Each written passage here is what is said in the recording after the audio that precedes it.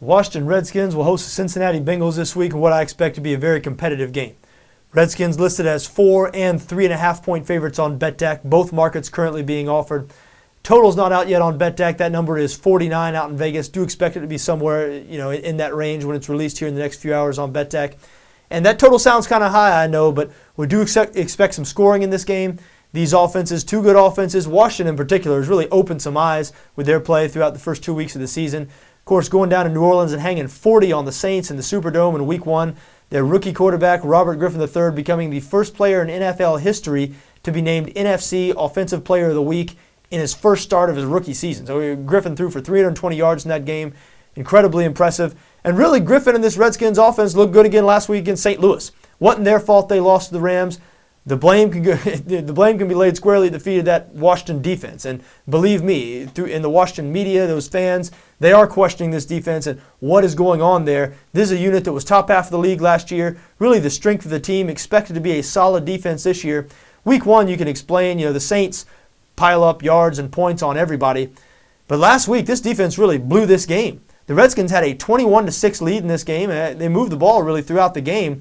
They allowed a St. Louis Rams offense that was bad all last season and looked very limited in Week 1 against the Detroit Lions to really come out of its shell. And I haven't seen the Rams offense play like that, like they did in the last 3 quarters of the game last week and forever, not since Sam Bradford's been there anyway. So I know a lot of people asking questions about this Washington defense, and it's not going to get any easier going forward because they lost pass rusher Brian Arakpo and Adam Carricker both last week to injury. So those are 2 key guys in that Redskin front 7, or have been anyways. So this defense is going to need to improve drastically if they want to really complement this offense and make the Redskins a competitive team this year. If they don't want to just be a team like last year's Carolina Panthers with a good rookie quarterback who scores a lot of points, who goes 6-10.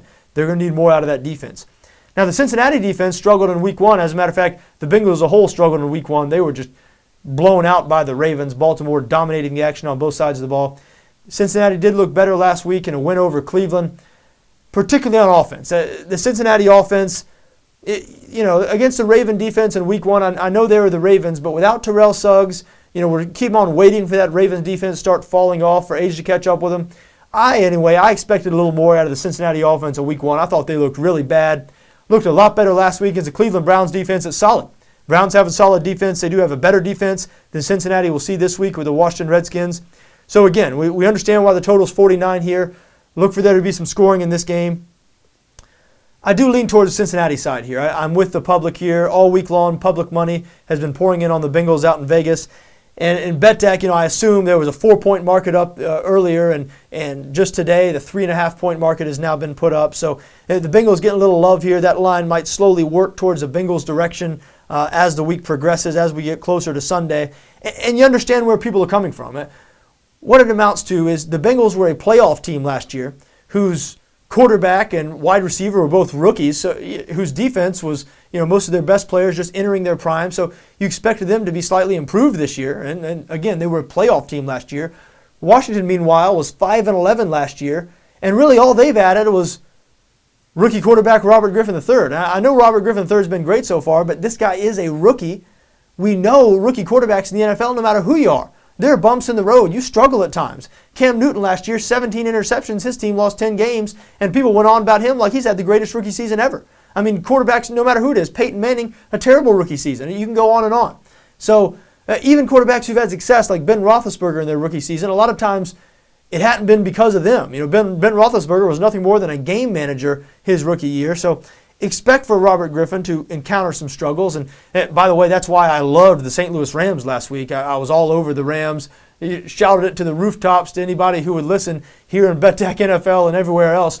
Redskins had no business being a road favorite in a rookie's second career start at quarterback. The Redskins, a team that went 5-11 last year. And I do lean towards the Bengals this week. However, don't believe I'm going to bet on them, and I do want to caution you against betting on these Bengals because, listen, it's worth mentioning, and maybe there's nothing to this. Maybe this is just sometimes stats mean nothing. You can find stats and trends that say just about anything in sports betting. However, the Cincinnati Bengals got off to a great start last season. They surprised everybody, observers, odds makers, bettors, got off to a hot start. Believe won 6 out of their first 8 games. Believe they covered 7 out of the first 8 games. Correct me if I'm wrong about that, just going off the top of my head. But since then, since that hot start, we know the Bengals cooled off towards the end of last season, and to be expected, a team with so many young players. They did make the playoffs, though, but since that hot start last year, the last 11 games the Cincinnati Bengals have played, they've only covered one game. One game. 1-7-3 against the spread their last 11 games. So has the Cincinnati team been figured out? Not necessarily figured out by other teams, but are they now overrated by odds makers and the betting public? When you look at that, if you only covered once in your last 11 games, I mean, they haven't covered their last 5 road games. Going on the road here, again, a 3.5 or a 4-point underdog, depending on which market you want to bet on. Washington, on the other hand, 4-1 against the spread their last 5 games after a loss. So the Redskins have done well recently in situations like this. Again, how much stock do you put in that? This is a new team starting a rookie quarterback and what will be his 3rd career start now. So I certainly, I'm certainly not going to bet on the Redskins here. I do believe Cincinnati is the better team. At least I expect them to be the better team this year. And so you get the opportunity to bet on the better team, getting some points here, which could be attractive. But once again, when you see what Cincinnati Bengals, what a bad team they've been to back here recently, excuse me if I stay away from this one. Now, one trend I do want to mention, the overs. A couple of trends point strongly towards the over here. We mentioned that total is sort of high, 49, but these two defenses have been kind of disappointing this year. Both these offenses, good offenses. The over 4-0 in Cincinnati's last 4 games, 3-0-1 in Washington's last 4 games. So both these teams have been playing a lot of over football. However, I think I'm going to stay away from the over as well because both these defenses better last year than they've showed so far this year, so they're plenty motivated. Robert Griffin III, again, is a rookie quarterback in his 3rd career start. At some point, he's going to have a bad game where he throws 2, 3, 4 interceptions, and the Redskins offense struggles. So maybe it'll be this week. I'm not betting on it, but it could be. It's enough to scare me away from that over anyway. But once again, I do expect a close, competitive game between these two teams on Sunday.